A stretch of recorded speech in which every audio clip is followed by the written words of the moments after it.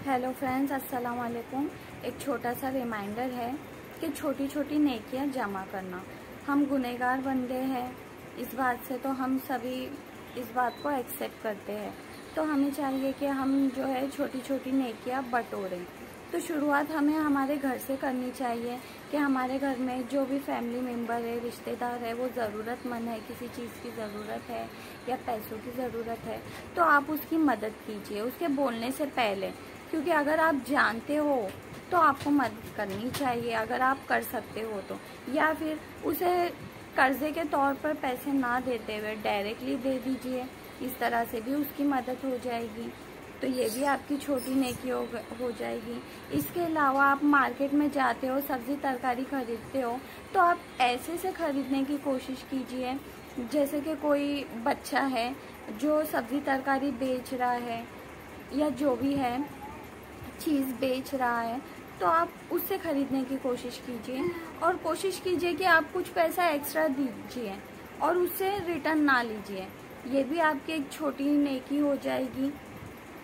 और ये एहसास बिल्कुल भी उसको होना नहीं चाहिए कि आप उस पर जो है एहसान कर रहे हो, है ना। इसके अगर हम रास्ते पर है, कहीं जा रहे हैं, तो हम राह चलते चलते किसी जानवर को, कुत्ते, बिल्ली या जो भी है, एटलीस्ट एक पैकेट बिस्किट तो खिला ही सकते हैं।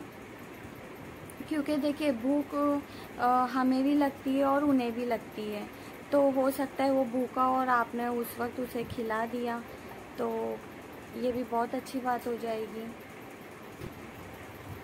इसके अलावा आप जो है संडे को सुबह में, संडे के दिन छुट्टी रहती है, तो आप जो है सुबह के टाइम बाहर निकलिए और जो भी गरीब है, जैसे कि लेडीज़ अपने बच्चों को लेकर बैठे रहते हैं रास्तों पर, तो आप उन्हें नाश्ता करवा सकते हैं। ज़्यादा नहीं, कॉस्टली नहीं, छोटा मोटा हल्का फुल्का कुछ भी। मैं रोज़ाना नहीं कह रही हूँ, हफ्ते में एक दिन, महीने में एक दो बार। तो ये जो छोटी नेकियां हैं, हो सकता है आखिरत में आपके लिए राहत का बास बने। इसके अलावा आप जो है किसी का दिल ना दुखाइए। देखिए, दिल ना दुखाइए, इसका ताल्लुक जो है किसी को जलील रुस्वा करने से भी है कि आप उसको जलील ना कीजिए।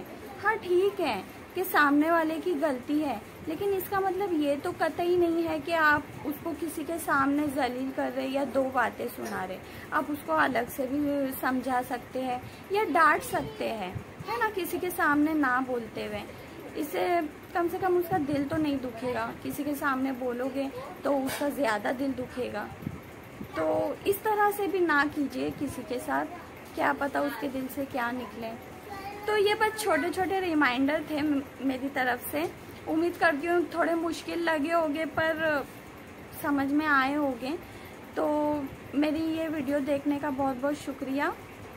मैं ज़ैबुनिसा शेख, जज़ाकल्लाह, अल्लाह हाफिज़।